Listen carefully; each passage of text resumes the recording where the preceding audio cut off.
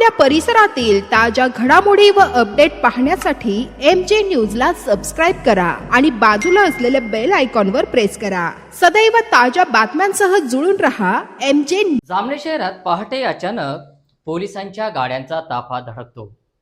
परिसराला पोलीस बंदोबस्त. झाडीत बांधलेल्या तब्बल 60 ते 65 गोवंश जनावरांची सुटका आणि संपूर्ण तालुक्यात एकच चर्चा. अखेर जामनेर पोलिसांनी मोठी कारवाई केली. तरी नेमके घडले काय ते आपण जाणून घेऊ. नमस्कार, आपण पाहत आहात MJ न्यूज, निर्भीड निडर जनतेचा आवाज. मी आपल्यासोबत दादाराव वाघ.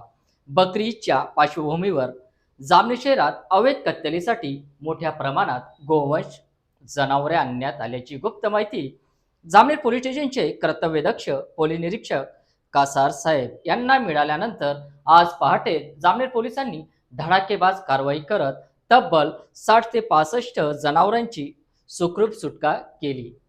मिळालेल्या माहितीनुसार जामनेर शहरातील जुने BSNL ऑफिस परिसरालगत असलेल्या जुन्या कत्तलखान्याच्या बाजूला झाडीत मोठ्या प्रमाणात गायी आणि इतर जनावरे बांधून ठेवण्यात आल्याची माहिती पोलिसांना मिळाली होती. या माहितीची गंभीर दखल घेत पोलीस निरीक्षक कासार साहेब यांनी तात्काळ विशेष पथक तयार केले. या कारवाईत पाचोरा उपविभागाचे उप अधीक्षक रोहन साहेब यांच्या मार्गदर्शनाखाली फत्तेपूर सहाय्यक पोलीस निरीक्षक जाधव साहेब, पहूर सहाय्यक पोलीस निरीक्षक कटोरे साहेब, जामनेर पोलीस स्टेशनचे अधिकारी कर्मचारी, होमगार्ड तसेच जामनेर नगर परिषदेचे मुख्य अधिकारी व कर्मचारी यांनी संयुक्त सहभाग घेत मोठी कारवाई यशस्वी केली. या कारवाई दरम्यान काही स्थानिकांकडून गोंधळ निर्माण करण्याचेही प्रयत्न झाल्याचे समोर आले. मात्र पोलीस निरीक्षक कासार यांनी परिस्थिती अत्यंत संयमाने हाताळत संपूर्ण परिसर नियंत्रणात घेत ही कारवाई पूर्णत्वास नेली. या संदर्भात पोलीस निरीक्षक कासार यांनी नागरिकांना आवाहन करत सांगितले की संशयास्पद त्या गोवंश जनावरांची वाहतूक अथवा साठवणूक दिसल्यास तात्काळ जामनेर पोलीस स्टेशनशी संपर्क साधावा. भविष्यातही अशा कारवाया सुरूच राहील. या धाडसी कारवाईमुळे जामनेर तालुक्यात पोलीस प्रशासनाचे सर्वत्र कौतुक होत असून कायद्यापुढे कोणीही मोठा नाही हा स्पष्ट संदेश या कारवाईतून देण्यात आला आहे.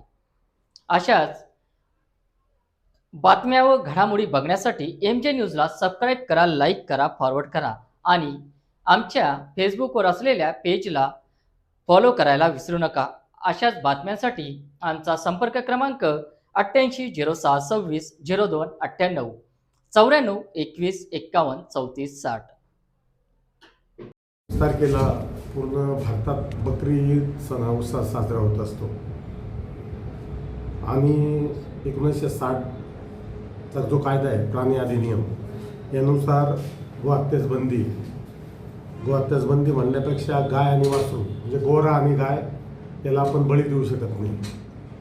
तर त्या आधारे एक बातमी भेटली होती जामनेरमध्ये का बऱ्याच ठिकाणी बेकायदेशीररित्या कत्तलीसाठी जनावर आणलेले आहे. सदरची गोष्ट ही वरिष्ठांना सांगितली आम्ही. त्यानुसार आज 5 ते 6 ठिकाणी आम्ही कारवाई करून जवळजवळ 60-65 जनावरं ताब्यात घेतलेले आहे. यामध्ये गाई वासरू किती आहेत सर, आणि इतर जे कोणते जनावर आहेत? ती संख्या आपण आलो नाही अजून, दाखल करताच्या वेळेसच ती संख्या जेव्हा आपण सर्व ती ते तुम्हाला तेव्हा कळवणार. हे सगळे जनावर कत्तलीसाठी आणले गेले होते काय, याची काही माहिती भेटली का सर? याची माहिती भेटली होती आम्हाला गुप्त बातमीदाराकडनं का असे जनावर जे बकरी ईद आहे त्यासाठी बळी देण्यासाठी आणलेले होते. यात किती आरोपी करण्यात आलेले आहेत? आरोपीची संख्या अजून निश्चित झाली नाही. गुन्हा दाखल करायची प्रक्रिया चालू आहे. ज्यावेळेस गुन्हा दाखल होईल त्यानंतर आपण सर्व माहिती आपल्याला व्यवस्थित देण्यात येईल. गाईंना कुठे वगैरे ते आपण बापना गोशाळेत पाठवलेलं आहे तिथे, कारण मोठी शाळा आहे आणि ठेवण्याची व्यवस्था वगैरे व्यवस्थित असल्याने आपण त्या ठिकाणी पाठवण्यात आलेले आहे. सर, जामनेरमध्ये कुठल्या कत्तलखान्यासाठी परवानगी आहे का?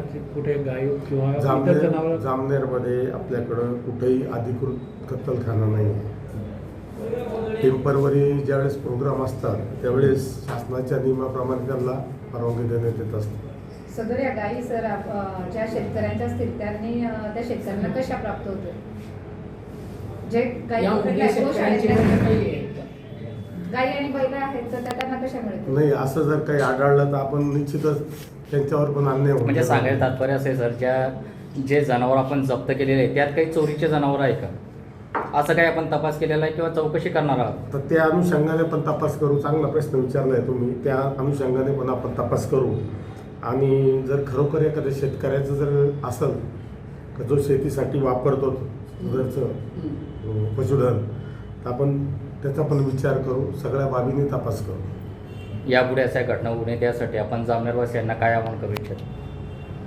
माझं तर सर्व मुस्लिम बांधवांना आव्हान आहे का आपण जे शासनाने जे दिलेलं आहे त्याचाच बळी द्यावा. इतर प्राण्यांचा बळी देऊ नये. दिल्यानंतर योग्य ती कारवाई करण्यात येईल. त्याचप्रमाणे व्हॉट्सअपवर, फेसबुकवर, काही इंस्टाग्रामवर कोणी जर काही अफवा पसरत असेल तर त्याच्यावर कठोरात कठोर कारवाई करण्यात येईल.